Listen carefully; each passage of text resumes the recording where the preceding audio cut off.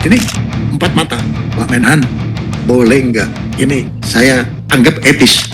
Boleh nggak Amerika itu melintas wilayah Indonesia tahun 2025?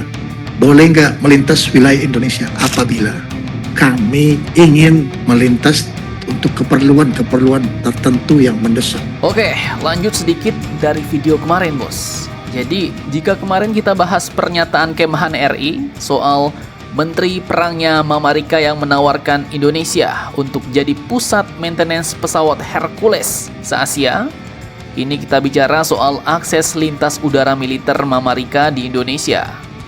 Pernyataan panas pun juga dibeberkan langsung oleh Menteri Pertahanan Indonesia Bapak Syafri Samsudin dalam rapat kerja bersama Komisi 1 DPR RI di Kompleks Parlemen Senayan Jakarta 19 Mei 2026 kemarin.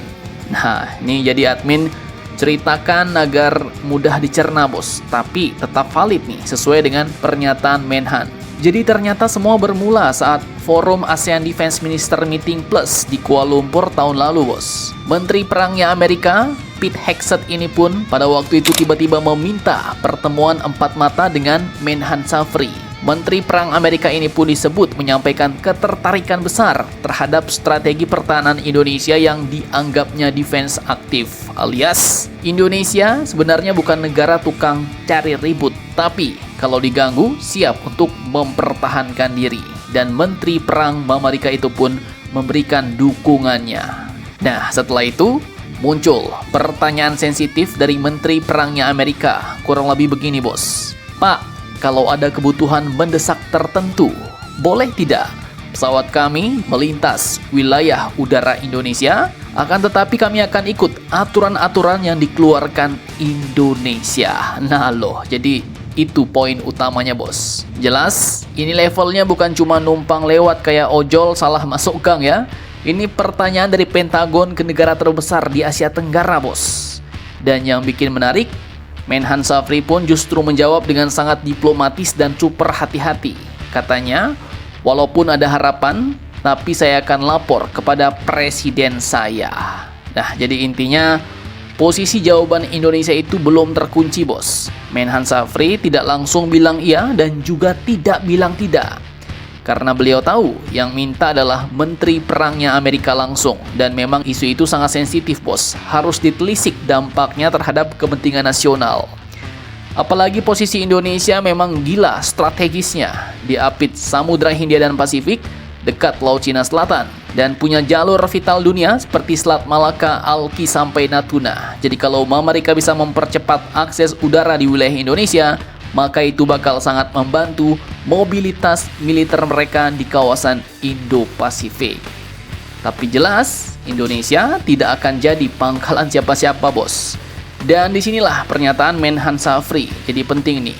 Beliau menegaskan bahwa Indonesia tidak memberikan komitmen apapun kepada Amerika. Tidak ada penyerahan kedaulatan, tidak ada wilayah udara khusus Amerika, tidak ada cerita pesawat asing bisa keluar masuk seenaknya sambil nyetel lagu Top Gun full volume. Nah, beliau katakan kami mempertahankan konstitusi dan kepentingan nasional, tegas Menhan Syafri di DPR.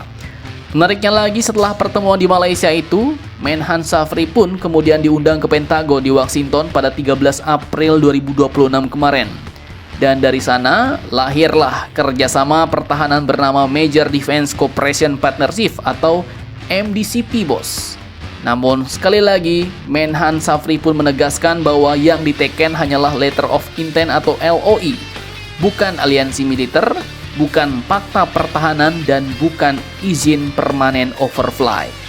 Artinya, ya di sini negara kita sedang memainkan diplomasi tingkat dewa nih, Bos.